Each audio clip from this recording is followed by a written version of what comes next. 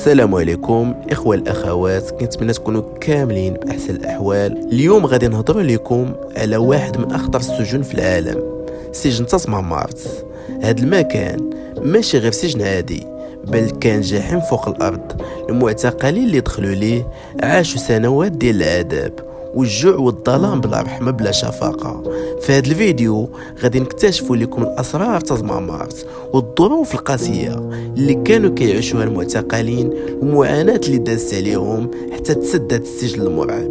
ما تنساوش تخليو لايك وتشتركوا في القناة وتفعلوا الجرس باش يوصلكم الجديد إن شاء الله، وخليو لنا الآراء ديالكم في التعاليق. دابا بلا ما نطولوا نبداو بالموضوع. تازمامارت سجن الموت اللي بقى وصمة عار في التاريخ المغربي. تازمامارت ماشي غير سجن عادي، بل كان جحيم فوق الأرض، واحد من أشنع وأقصى السجون في العالم. تبنى في السبعينات في القرن الماضي وسط الجبال القاحلة في الجنوب الشرقي قريب من قصر السوق، واللي المدينة اللي كتسمى دابا هي حاليا الراشدية، بعيد على العالم باش يكون مخفي وما يسمع ليه حتى واحد.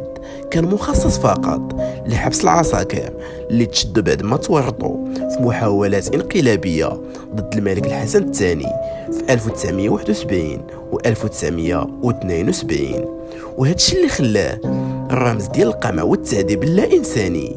هاد السجن كان بحال مقبرة الأحياء اللي يدخل ليه صعيب يخرج منه، والظروف ديال العيش فيه كانت كارثية بكل المقاييس، بحيث المعتقلين عاشوا سنوات من العذاب والجوع والظلام والمرض بلا رحمة بلا شفقة. من بين الغرائب والعجائب سجن تازمامارت الزنازين كانت بمثابة قبور مظلمة بلا حياة. المعتقلين كانوا كيحبسوهم في زنازين ضيقة بزاف ومظلمة وبلا شراجم بلا والو، والضو ما كاينش وبلا تهوية، يعني كتكون فيها غير تقبة وحدة كيدخل منها شوية ديال الهواء. ما كاين لا فراش لا غطا لا والو، كانوا غير أرض عادية وباردة من الفوق اللي كانت كتدمر العظام ديالهم. والطواليت كانت وسط الزنزانة، يعني الريحة كانت خايبة.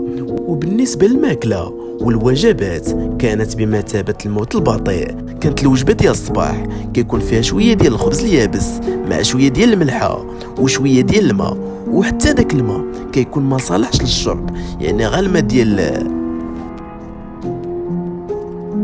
وفي هذا المكان كانوا لي سيكوريتي ديال السجن كيعطيو الاكل بطريقه مهينه للسجناء، بحال كيعطيو الماكله للحيوانات.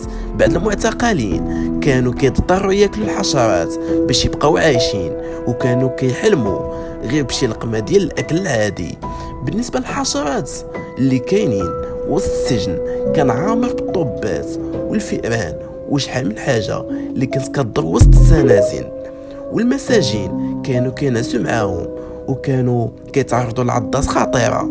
الليل كله كانوا السجناء كيسمعوا الطبات كيحفروا كتمشي فوقهم، وما كان لا دواء لا تعقيم، واللي مرض كان خاصو يتسنى غير الموت. المرض والموت البطيء. السجن كان بحال المقبره، الامراض انتشرت بزاف بطريقه خطيره، والكثير من المعتقلين ماتوا بسوء التغذيه. الامراض والتعذيب ما كان لا طبيب لا علاج، واي واحد مرض كان خاصو يتحمل العذاب ديال المرض ديالو حتى يموت. بعض المعتقلين كانوا ماتوا غير بسبب الجوع والتعفنات الجلديه، وهاد الناس هادو كتلقى المناعه ديالهم ساكن على قد الحال، حيث ما كانوش كيقدروا يتحركوا وما كاين حتى اللي يعتني بهم. بالنسبه للعزله التامه والصمت القاتل حتى هو، هاد السجن كان ما كيعرفو حتى واحد، يعني هاد السجن كان ما كيعرفو حتى واحد، حتى العائلات ديال المعتقلين ما كانوش عارفين واش ولادهم مازالين عايشين ولا ماتوا.